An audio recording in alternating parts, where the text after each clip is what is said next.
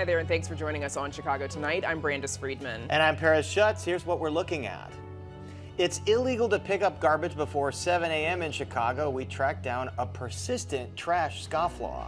They said this was all be shut down. Edgewater residents are calling for answers after a community hub is considered as a possible center for migrants. Will the federal government avoid a default? Local members of Congress join us with the latest on the debt ceiling. And Branson Paris, as you mentioned, I'm in Edgewater as part of our Chicago Tonight in Your Neighborhood series. Now, residents are seeking answers after receiving notice the city is eyeing their active community hub as a possible respite center for migrants sent from Texas. What that would mean for programming at the Broadway Army and its nearby neighbors. But first, I send it back to you. Joanna, thank you. Talk about a rude awakening. If you're a light sleeper or someone who works overnights, the sound of a garbage truck backing down your alley in the wee hours of the morning likely isn't music to your ears. Absolutely not, but that's just what WTTW News found last week when we followed up on a tip from a viewer and saw a private garbage hauler making 4 separate pickups before 7 a.m. It's not just a nuisance, it's not legal either. Chicago Tonight's Nick Blumberg reports. This past Friday morning, in a quiet residential neighborhood at the north end of Rogers Park, a Groot garbage truck came backing down the alley between 2 side streets to make a pickup. 6:15 right on the dot. Under Chicago's noise ordinance, trash haulers are banned from work between 10 p.m. and 7 a.m. But the 6:15 pickup wasn't a one-off. It is now 6:20 a.m. It's a little after 6:30, and this is the 3rd pickup we've seen in this neighborhood. After following Groot's illegal Rogers Park pickups, WTTW News reached out to the company. In an email, its local district manager said, quote, "We take all complaints seriously and work closely with the ward superintendents to remedy any issues as they come up. All of our routes are designed to comply with all local ordinances." He didn't reply to a follow-up question about why we saw them breaking local ordinances last week. It's pretty noisy when it's right outside somebody's window, and it is really disruptive. And while it may seem trivial, like sleep disruption can really mess up your whole day and your whole week. Alderwoman Maria Haddon says her office was getting complaints about 2 private trash companies hauling garbage during quiet hours. Those got passed on to the local Streets and Sanitation Department ward superintendent, and one of the companies shaped up. The other company, we're still getting these kind of complaints sporadically, and so at this point now we have to look at what type of fines might need to be levied on this company in order to get them to change their behavior. The city doesn't appear to have centralized data on how many of these complaints it receives each year, since they're spread across ward offices and departments, but Haddon says since it's often a localized issue, a ward-level approach is best. Groot, they're a reputable company, so it's hard to say whether it's a specific driver on that route that's just ignoring things, whether it's something up the chain, supervisory. Having this as a continued issue, it's why we have an ordinance around noise, so that we can make sure people get a good night's sleep. For Chicago Tonight, I'm Nick Blumberg. For its part, the Department of Streets and Sanitation says in a statement that it takes these complaints very seriously. Quote, "Upon receiving a resident inquiry, DSS staff reaches out to the private company and reminds the company to adhere to the hours outlined in the city's noise ordinance. The Chicago Police Department is the lead department for enforcement." Sleep definitely not a trivial matter, Brandis. Not so much. And now to some more of today's top stories. It didn't take long. Former Mayor Lori Lightfoot has a new gig. The mayor has been hired to teach a course at Harvard later this year called Health Policy and Leadership. It's expected to focus on decisions made and lessons learned from governing a major city through the COVID pandemic. In a statement, Lightfoot says she has always loved teaching and is excited to share her experiences. Advocates say the rate hike that People's Gas is requesting is more than customers can afford, and are calling on the Illinois Commerce Commission to protect them. Chicago City Treasurer Melissa Conyers-Irvin says the company's own data proves working-class Chicagoans and people of color would bear the brunt of the proposed $402 million increase. Inglewood, nearly 49% of customers are behind on their bills. And the average debt per customer is more than $1,100. To some people, that sounds like $1 million. The advocacy group Citizens Utility Board is recommending $63 million in reductions to the proposal, which otherwise would increase gas delivery rates an average of nearly $12 a month. The city has a new top lawyer. Mayor Brandon Johnson announced the appointment of Mary Richardson Lowry to serve as corporation counsel. Richardson Lowry served as head of the Chicago Public School Board under Mayor Richard M. Daley. She's also the former chair of the Chicago Community Trust and a former partner at Mayor Brown, where previous Mayor Lori Lightfoot was also a partner. The corporation counsel serves as the city's chief attorney. Remember all that pleasant weather we had last month? That was because this May was one of the driest Mays ever recorded in the city. The state's climatologist says the city is experiencing a flash drought, meaning one that's occurred over a matter of weeks rather than months. The Chicago region is currently about 4 inches below normal rainfall amounts. But apparently there were a couple mini storms popping up across the region today. No, it has not helped. All right, coming up in the program, the House passes a debt ceiling deal. What does the fate look like in the Senate? But first, turning a community hub into a migrant shelter. Joanna Hernandez is live from Chicago's Edgewater community right after this. Chicago Tonight is made possible in part by Alexandra and John Nichols, the Jim and Kay Mabey family, the Polk Brothers Foundation, and the support of these donors.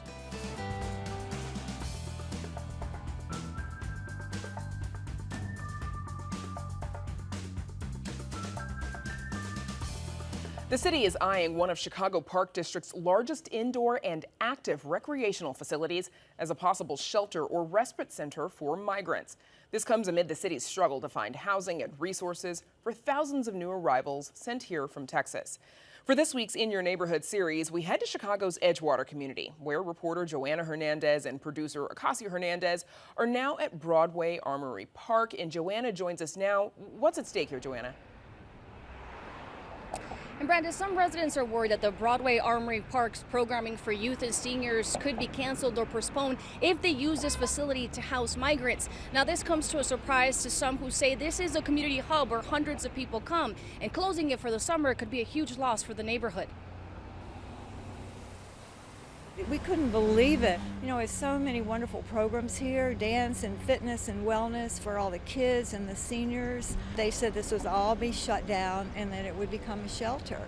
Linda White says in May, a group of city officials looked at the property, including the ward's alderwoman Lenny Minna-Hoppinsworth, a move that makes White believe the plan to convert this facility into housing for migrants is highly possible. Well, I'd like a definitive answer. And what is she doing? I mean, is she going to go be a spokesperson on behalf of Broadway Armory when this meeting occurs that's supposedly coming up? Alderwoman Minna-Hoppinsworth sent a statement saying, in part, all shelter and respite options across the city are being considered. Please note that no decisions have been made about the Broadway Armory, and no decisions will be made without a process of community engagement. During the height of the COVID-19 pandemic, Broadway Armory Park was used as an emergency homeless shelter. Resident Seal Buckley says the shelter is ideal for housing hundreds of people temporarily. The building has multiple rooms, 5 gymnasiums, showers, several bathrooms, and a kitchen.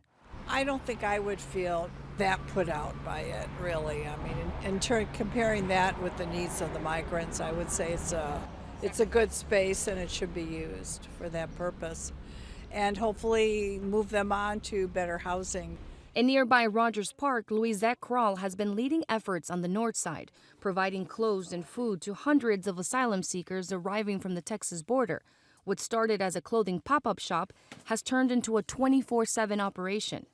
We have over 100 American volunteers volunteering with me, and we started a group that is like a pay it forward, that we use the same people that come to class every week or that come to church every week, so they become the pay it forward group. So we invite them to the store. They help and teach others how to help. The program helps people like Juan Carlos Venegas start his new journey in Chicago. He arrived with his partner from Nicaragua and is currently living in a hotel downtown.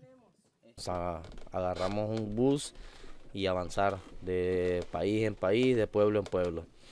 Y nada, prácticamente con lo esencial para la comida, para buscar donde dormir y todas esas cosas. As Venegas waits to get his work permit, he volunteers with Crawl at Park Community Church, helping other asylum seekers. Dios quiera y me den un permiso de trabajo para poder trabajar de una manera legal en este país, ¿verdad? Y poder ayudar a mi familia que está en Nicaragua. Crawl's working to help migrants currently sleeping at local police stations and a closed YMCA. Now with the $51 million approved by the city council, she hopes the city can help grassroots organizations on the front lines of the crisis. My 503 would be happy to receive any gifts from the city, substantial gifts that we can do the little things like dropping somebody at the airplane, dropping somebody at a hospital, giving them a hamburger, a Coca-Cola, for them to go through the day. It adds up. For our volunteers, it does add up. I don't have one volunteer in my group that hasn't spent at least $2,000 of their own dollars. The field house at Leon Beach Park in Rogers Park is also being used as a respite center as asylum seekers wait to be moved to a shelter. Resident Linda White says she welcomes migrants into the diverse neighborhood, but hopes the community won't have to lose programming. It's affecting so many people. It's not like it's an empty school or an empty site. It's people who are using it on a daily basis. It's a very vibrant community center. And questions remain about the future of the Broadway Armory Park site. And now here, joining us now is Alderperson Lenny Manahop. Thank you for joining us today. Thank you for having me. Now, there are some residents who are concerned that this facility could be closed. What can you tell us about the conversations with the city? Well, as you know, we are in the midst of a national humanitarian crisis, and we're very lucky that we live in Chicago, which is a sanctuary city, and Illinois is a sanctuary state. Regarding the Armory and the City of Chicago, all options are on the table.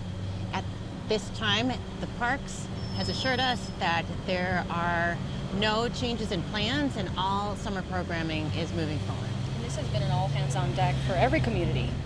Absolutely, and we as a society need to step up and do our part.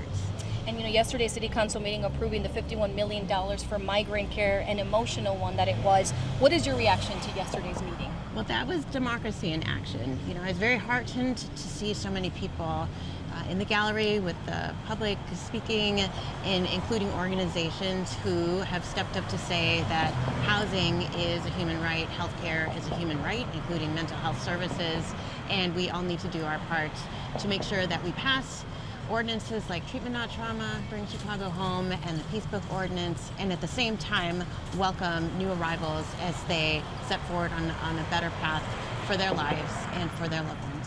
We only have a few minutes, but what I want to ask is there has been many grassroots organizations in different communities, even here in Edgewater and Rogers Park, just coming together full of volunteers trying to help. Have you seen that here in Edgewater? Absolutely. The 48th Ward has a history of being very engaged, and for instance, right now you can get involved with the Edgewater Mutual Aid Association, which is having a drive this Saturday at the Edgewater Presbyterian Church on Bryn Mawr. But there are many organizations, so I encourage everyone to do their part and to look up the organization that's closest to you. Well, thank you so much, Alderwoman, for joining us today. Thank you so much for having me. Reporting live from Edgewater, I'm Joanna Hernandez. I send it back to you. Joanna, yeah, it seems like a conversation that's happening in several parts of the city. Thank you. Now to Paris with details on the debt ceiling bill. Paris. Brandis, after what has become an all too frequent game of chicken, the House passed a deal to divert a U.S. default on its debt. I wanted to make history. I wanted to do something no other Congress has done. That we would literally turn the ship. Tonight, we all made history. That, of course, is House Speaker Kevin McCarthy. Now, the Congressional Budget Office says it will save $1.5 trillion over 10 years, but it leaves programs like Medicare and Social Security intact. Still is not without its controversy on both sides of the aisle, and now it's on to the Senate, and senators there have not yet signaled what they're going to do as the country sits mere days away from potential economic calamity.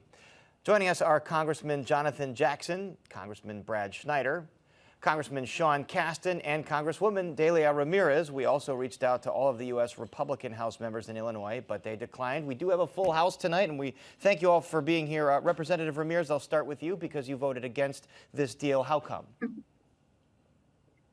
Look, we were clear on when we looked at the Republican votes, we needed 69 votes from Democrats, and it was clear for me. I went in here when I got elected that I would never vote for work requirements. I certainly wasn't going to start doing that now, especially not for a McCarthy negotiation. 1.3 million student borrowers in Illinois, as of September 1st, will have to choose between paying their rent or paying their student loan debt. It set precedent that is very dangerous for us when we have a speaker as deranged as Speaker McCarthy is in setting the agenda on appropriations, on everything else. There was absolutely no way that I could go back to this congressional district that I represent with so many people on SNAP benefits, so many people who are in their 50s who now will face a cut in their services because of unfortunate Republican hostage over our debt ceiling negotiations. All right, so you mentioned some of the cuts that were in this bill, including cuts to SNAP benefits, requiring that student debt holders start repaying those loans after having a break for a couple of years. Representative Jack, you told me you were concerned about all those things too, but still you were a yes vote on this deal. How come? Well, the stakes, we never should have gotten into this place.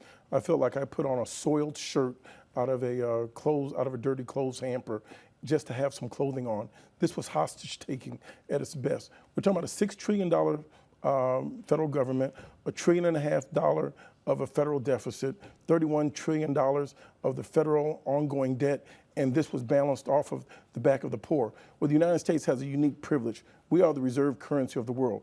This has implications for countries all around the world, and this has made us a laughing stock. So when I thought of what the alternatives were, I had to support raising the debt limit first. And this is an ongoing battle. I also have the opportunity to serve on the Agricultural Committee. This is going to speed up steam and going after women and children. 42 million women and children are now affected by the SNAP program. 43 million people are affected by the student loan program.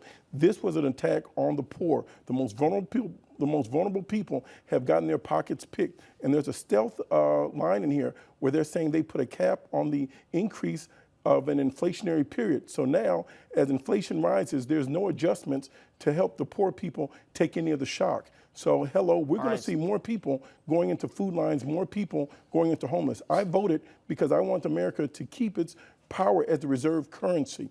If we didn't have that, therefore we would have an even bigger avalanche of problems. Clearly, you didn't like having to take the vote that you did. And Congressman Schneider and Casten, you both voted as well. It's now in the Senate. Some senators talking about increasing defense spending in here, putting some other amendments. So, Congressman Casten, if they change it up and it goes back to the House, then what? I think procedurally that's unlikely to happen. All of us have some things that we didn't like about this bill. I think none of us were happy that we even had to do this bill. The proposals were extremely unpopular. But I think while the Senate would like to make amendments, the Senate's going to go through a process that makes it highly unlikely that amendments are going to come through, because I think everybody takes very seriously the fact that the government can't pay its bills on June 5th, and there simply isn't time for the Senate to adjust this and then send it back to the House for us to come back. If we have to, we will, but I think that's unlikely. And there are rumors that perhaps the Senate could pass this before midnight tonight. Congressman Schneider, obviously not defaulting on U.S. debt gives folks a sigh of relief, but is there anything else in here in this bill for the American people that's going to be a positive?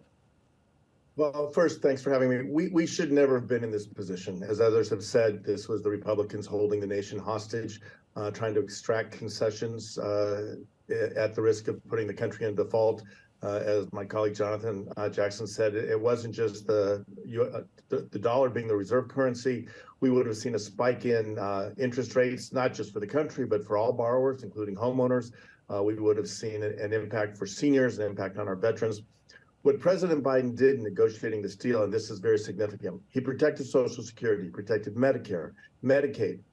We expanded SNAP benefits for veterans, for people who are homeless, for former foster children up to the age of 24. In fact, the CBO estimates that 78,000 additional people will get SNAP benefits under the changes that President Biden negotiated. That doesn't address the fact that others are going to lose their SNAP benefits. As Delia Ramirez said, you've got women over 50, mostly Black women, who are going to be at risk of losing their benefits because of the demands that the Republicans have put here. So we defended a lot. President Biden did, given the circumstance, admirable job protecting Social Security, Medicare, Medicaid. But the Republicans extracted a lot of unfortunate demands. And as my colleagues have talked about, we voted for this because we had to, not because we wanted to make these changes. And now we live to fight another day to try to work for the people we all represent. Well, Congressman Jackson, you mentioned you're concerned about the precedent in this sense. Is there any way down the road to restore some of those benefits for the folks that you fear are going to lose them? Well, I think the truth is going to come out. I don't think people really have grasped the magnitude of the problem that McCarthy is leading the nation into. You can't turn a aircraft carrier around in one fell swoop. We have a structural deficit. We've exported too many of our jobs. We are trying to sell the world missiles and bombs. We've got an $800 billion defense spending. That has failed 5 audits, and yet they're not trying to take any of that back. We went into war under the Bush administration. While we went into war, we had tax cuts. Under the Trump presidency, we had tax cuts. If they're genuine and sincere about rectifying what's ailing America, they would raise the taxes to increase some revenue. Establishing the fact that both parties really haven't done much about the massive structural deficit that exists. Congresswoman Ramirez, you heard that previous report. I have to get to the issue of immigration here, especially due to the district that you represent. The city just passed $51 million to help with recent migrant arrivals, but everyone acknowledges it's a stopgap. The county, the state, city are all asking for more money from the federal government. Will more money be on the way? Well, look, FEMA released $350 million in the first tranche of funding, as we know, a couple of weeks ago. And unfortunately, the state of Illinois in total with the Chicago funds only received about a little bit under $9 million of their $200 million request. The reality is that cities like Chicago and New York should be receiving parity in funding from Homeland Security to be able to provide these funds.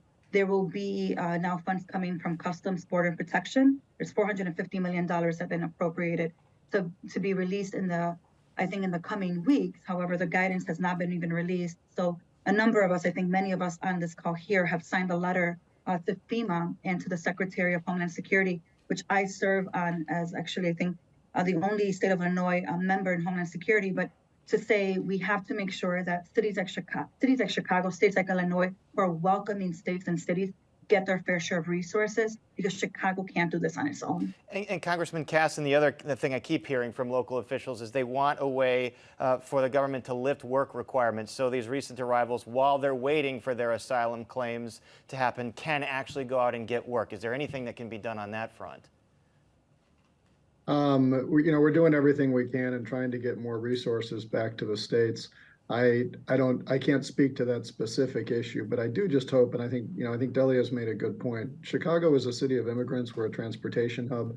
I think all of us know that the folks who come to these communities, they come here because they want to work. They come here because they want to contribute to what we have in America, and I think it's important for us to do what we can. But I can't speak to the specifics of what we might be able to do federally. I don't know if my colleagues can chime in on that. Congressman Schneider, okay, go ahead, Congresswoman Ramirez. I was going to say, we sent a letter to the president, and a number of us have been in follow-up conversations closely saying same things that folks in New York are saying.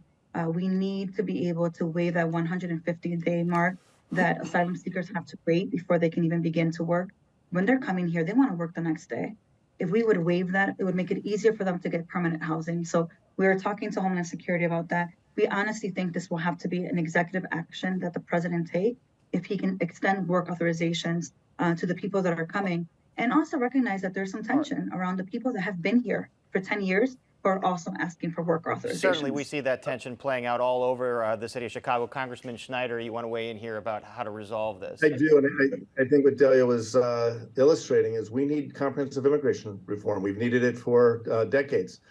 Congress needs to act and fix our immigration laws, address all the issues around immigration, from asylum to the process of making sure we have enough resources to take care of these people, as well as addressing border security. This is something that we tried to do when I first came to Congress 10 years ago. We tried to do it a couple times since. And until that happens, as Delia mentioned, it's going to be on the shoulders of the president to take action. But the bottom line is we absolutely positively need comprehensive immigration reform.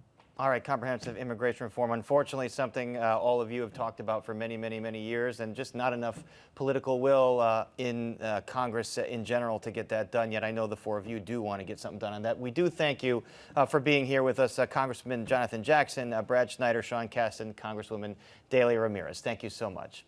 And we're back to wrap things up right after this. What does justice for Emmett Till look like for you? Justice for, in our sense, is to serve humanity. Black storytelling is a huge part of our culture, and so we wanted to make sure we gave young writers the opportunity to share their stories. I think it's important that people feel empowered and find a light within themselves, whether it's art or not, but if it can be sparked with an idea, I think that's the type of things that change the world.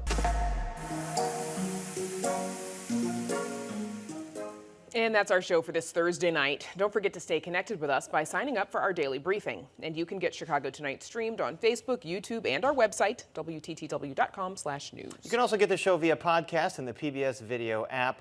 And now for all of us here at Chicago Tonight, I'm Paris Schutz. And I'm Brandis Friedman. Thanks for watching. Stay healthy and safe, and have a good night.